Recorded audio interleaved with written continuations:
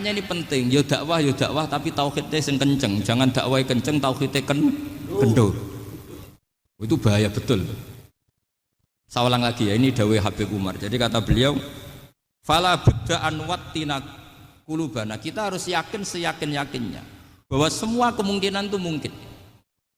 Makanya masyhur dalam tarikh ketika kafir Quraisy mau disiksa oleh para malaikat karena mereka sering menyakiti Nabi, kata Nabi gimana? Jangan. Saya berharap kalau bapaknya tidak mukmin, suatu saat anaknya mukmin. Masyhur dalam tarikh. Musuh Nabi besar siapa? Walid bin Mughirah. Punya anak Khalid bin Walid. Abu Lahab punya anak Darrah, itu mukminah yang baik. Abu Jahal punya anak Ikrimah, itu mukmin yang baik. Di Indonesia lebih hebat lagi. Bapaknya raiso maca Quran, anaknya hafid. Bapaknya utun ratamat SD, anaknya jadi dekan. Di Indonesia banyak orang nggak siapa-siapa, anaknya jadi presiden, anaknya jadi menteri. Artinya jangan karena bapaknya kafir kamu nganggep anak turunnya pasti selalu kafir. Teori itu sudah salah zaman Rasulullah. Yaitu Walid akhirnya punya anak Khalid, Abu Lahab punya anak Darrah. Terus siapa? Abu Jahal punya anak siapa? Ini penting saya utarakan karena dakwah kalau terlalu semangat, nanti kalau menghilangkan tauhid bahaya. Tetap innal huda. Uni Soviet kayak apa? Mengkooptasi negara-negara sekelilingnya sampai jadi Zuni. Tapi apa yang terjadi? Uni Soviet yang runtuh, persemakmurannya semua rata-rata jadi negara apa? Islam, kayak Uzbek, kayak Ceknya, kayak apa-apa. Karena agama ini diurus Allah. Sehingga kalau dalam, tapi kamu ngitmai agama nggak apa-apa. Makanya istilahnya Habib Umar, khodamah itu pelayan, nggak apa-apa. Kita ngitmai agama itu nggak apa-apa. Dengan ngitmai terus mikir nggak apa-apa. Tapi jangan mikir yang merasa kalau kita mati, wah nanti agama ini kukut karena saya mati. Kamu itu siapa? Agama Islam ini tidak pernah dipasrahkan kamu. Diurus oleh Allah Subhanahu wa Ta'ala sendiri. Sehingga ketika Wali Songo meninggal, agama ini tambah kuat sampai sekarang. Kecil saya itu kalau pengajian susahnya bukan main, harus izin sana sini. Sekarang setiap pengajian polseknya datang, polresnya datang, nggak ada intel, nggak ada apa. Padahal kiai dulu sama kiai sekarang itu kira-kira alim mana? Raden kiai dulu. Mbah Hasyim Asy'ari itu ngarang kitab sampai dibaca di Yaman. Saya sering baca juga kitab beliau, Risalatu Ahli Sunnah wal Jamaah. Kiai sekarang mau terjemah aja kadang salah memahami. Tapi ya Islam tetap jalan karena Islam ini dikawal, dijaga oleh Allah Subhanahu. Maka kalau dalam cerita tarikh sirahnya Ibnu Ishaq itu, tauhid itu penting. Beliau cerita begini, Sayyid Abdullah itu namanya Abdullah bin Abdul Muthalib. Kita tahu kenangannya Rasulullah terbanyak itu bukan dengan Sayyid Abdullah tapi dengan Sayyid Abdul Muthalib, dengan mbahnya. Karena Nabi itu mulai kecil dirawat oleh siapa? Mbahnya. Yaitu yang disebut Nabi ketika 2 bulan kan abahnya sudah meninggal. Ya saya baca ya, pakai bahasa Arab biar jadi bid'ah. Nanti kalau bahasa Indonesia ada bid'ah. Tidak betul. Diba atau berjanji sebenarnya itu kitab sejarah, berhubung dibaca bahasa Arab terus kayak mantra. Terus yang belakang mau nyenggai soleh aleh, sehingga kubu sebelah bilang tuh khurafat dan bid'ah. Coba diterjemah ini, coba nanti saya baca bahasa Arab. Walamma tamma min hamli syahroni ala masyuril aqwalil marwiyatu fiya bil madinati abuhu abduwa wa kana qad istaza bi akhwalihi bani adi minat taifatin najariyah wa makatha syahron saqiman yu'anu nasukmahu wasyaqwa. Terus di pojok sana bilang soleh aleh. Pasti kubu sebelah yang liwat, wah itu khurafat bid'ah karena dianggap mantra. Padahal artinya coba sampean baca bahasa Indonesia.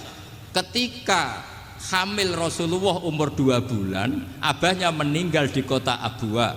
Kota Abwa adalah kota keluarga besar ibunya Sayyid Abdullah. Kebetulan pas ke sana beliau sakit sampai 1 bulan dirawat.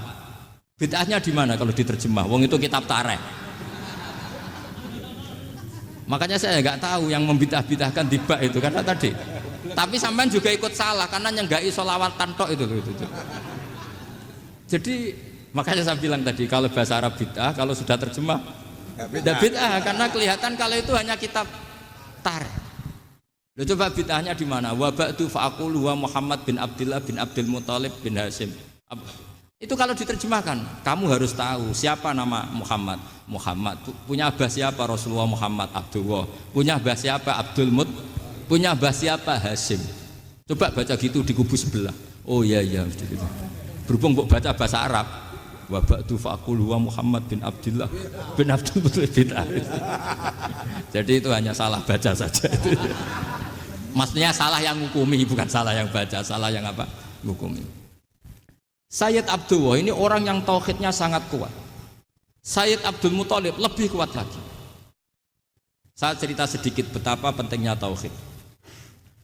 Ketika pasukan Abraha bawa pasukan gajah mau menyerang apa? Ka'bah. Itu sebelum menyerang itu semua aset-aset milik orang kafir Quraisy, milik orang Quraisy lah. Itu ditawan, diambil, termasuk milik Sayyid Abdul Muttalib, milik Abdul Muttalib. Terus ketika mau masuk Ka'bah, mau masuk Mekah, kata Abraha, man sayyidu hadal wadi, siapa yang kamu tuakan, yang kamu pertuan di sini? Oh, Abdul Muttalib. Abdul Muttalib itu dipanggil, itu auranya luar biasa. Abraha yang di tempat perkemahannya itu harus duduk di atas karena dia raja, itu duduk di atas gak berani. Saking wibawanya Abdul Muttalib, ini mbahnya Rasulullah. Akhirnya Abraha bilang gini, saya duduk di bawah tidak mungkin karena saya raja. Kamu duduk jejer saya tidak mungkin karena nanti umat saya kecewa karena raja kok disaingin gitu. Ya sudah, santai berdiri-diri kita ngomong. Akhirnya Sayyid Abdul Muttalib tadi diomongin gini, saya itu tidak ingin merusak orang-orang Mekah, orang-orang Quraisy. Saya hanya kecewa punya tempat ibadah dikencingi, diberakin sehingga saya mau merubuhkan Ka'bah. Tapi dengan damai, nggak ada perang. Apa jawabnya Abdul Muttalib? Lucu. Gak apa-apa, Ka'bah kamu robohkan silakan, gak apa-apa. Yang penting unta saya yang kamu sita kembalikan. Harta saya yang 100 unta kamu sita kamu kembalikan. Itu Abraha kagetnya bukan main. Kaget karena kamu itu pemimpin apa? Tadi saya hormat kamu karena kamu tak anggap orang hebat. Hadhil Ka'bah dinu abaika, ini Ka'bah itu agama kamu. Pas saya hancurkan kok kamu tenang-tenang saja. Padahal pas mau saya hancurkan kamu tenang-tenang saja, malah tanya unta kamu itu gimana? Apa jawabnya Abdul Muttalib? Inna lihadal baiti robban hamahu, sebab Ka'bah itu ada yang punya dan pasti akan melindungi Ka'bah. Tapi kalau unta itu milik saya, ini urusan saya, ini unta. Jadi inna lihadal baiti robban hamahu itu tidak milik saya, itu ada yang punya. Ya sudah, biar yang punya aja yang jaga, itu tidak urusan saya. Akhirnya unta dikembalikan, aman deh. Untung double. Terus akhirnya dia ke Ka'bah. Fa'akhudha bi halaqatil bab. Karena dulu apa itu? Halaqatil bab. Karena dulu itu yang dipakai apa itu? Pegangan itu bentuknya apa? Bulat. Makanya diistilahkan halaqah apa? Bulat. Kalau sekarang halaqah ilmiah itu seminar. Iya.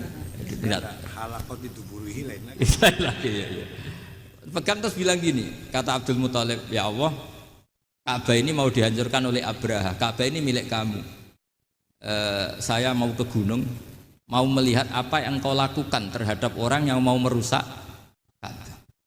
Terus Abdul Muttalib bilang ke umatnya, wa ya qaumi, ayo kita ke gunung melihat ma fa'ala rabbuna, apa yang akan dilakukan Tuhan kita terhadap orang yang mau menghancurkan Ka'bah. Jadi santai saja. Santai. Terus Abdul Muttalib naik gunung sama orang-orang Quraisy. Abraha datang mau merusak Ka'bah, terus terjadi alam taro kaifa fa'ala rabbuka bi ashabil fil. Itu melihat. Dan betul Ka'bah dijaga Allah. Islam juga gitu. Ketika Islam dikooptasi Uni Soviet, semua ulama, semua wali perasaannya hanya nunggu kehancuran Uni Soviet karena pasti agama ini dijaga Allah. Saya setiap sholat, setiap munajat ketika baca Rabbana lakal hamdu bil samawati wa mil'ul ardi. Dulu saya iskal itu janggal.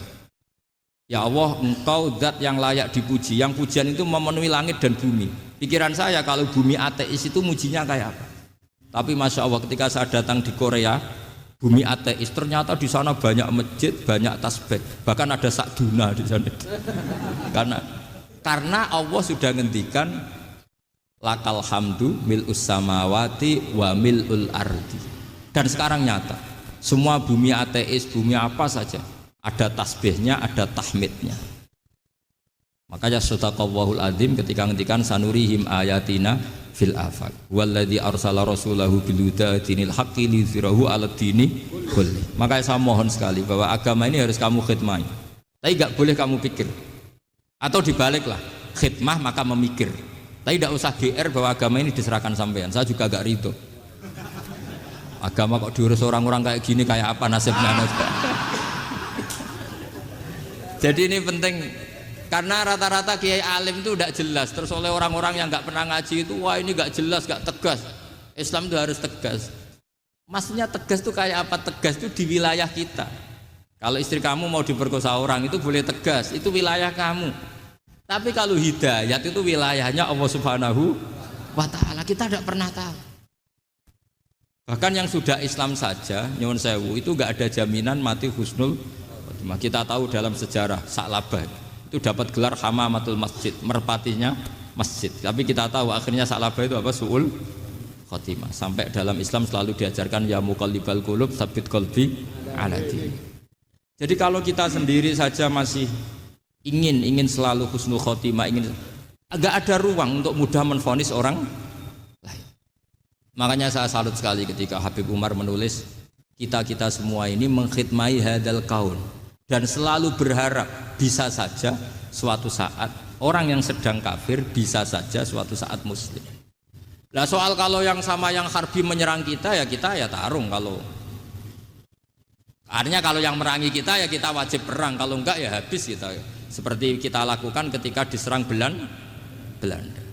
Tapi ketika mereka musta'man, dhimmi, mu'ahad, orang-orang kafir yang mau berdamai dengan kita ya kita damai. Sebagaimana yang dilakukan Rasulullah SAW ketika berdamai dengan kafir Quraisy yang dipimpin Suhail bin Amr. Masyhur itu dalam tarikh. Singkat cerita kan Sayyidina Ali ini pernah konflik sama orang Khawarij. Kata Sayyidina Ali, ya sudahlah, namanya kita musuhan, kita tidak usah ketemu, pakai mediator, kata Sayyidina Ali. Kata orang Khawarij, ini apa-apaan kok butuh mediator? Nggak ada Qur'annya, ada hadisnya. Kira-kira kalau Pak Sayyidina Ali orang Jawa, nggak ada apa tidak tahu. Walhasil Sayyidina Ali akhirnya baca ayat wa in khiftum shiqaqa bainihima fab'atsu hakaman min ahli wa hakaman min ahliyah. Jika suami istri tengah konflik, maka yang keluarga suami kirim mediator, yang keluarga perempuan juga kirim. Terus kata Sayyidina Ali, wa amru ummati Muhammad a'dhamu min amri rajulin wa imra'atin. Kalau suami istri saja ketika konflik butuh mediator, apalagi ini kelompok besar pasti lebih butuh mediator. Akhirnya lalu mediatornya siapa? Kata Sayyidina Ali, ya siapa saja yang penting baik. Ditunjuk seseorang, diprotes sama orang Khawarij, ini orang nggak kredibel. Oh, terus Sayyidina Ali marah-marah. Rasulullah itu pernah berdamai dengan orang, bahkan orang itu kafir, yaitu Sulhul Hudaybiyah. Nabi itu berdamai dengan orang yang bernama Suhail bin Amr ketika itu kafir. Makanya ini menunjukkan bahwa musolahah ma'al kufar itu boleh demi kelangsungan bernegara, berbangsa. Kamu tidak usah meragukan reputasi NU. Ketika dulu kafirnya kafir harbi zaman Belanda ya Mbah Hasim fatwa apa? Jihad. Jadi jangan kira tidak tegas, kita tegas sekali, justru kita yang punya masa lalu tegas. Tapi kepada siapa dan dalam konteks apa? Paham ya? Terus ini penting sekali untuk dijernihkan.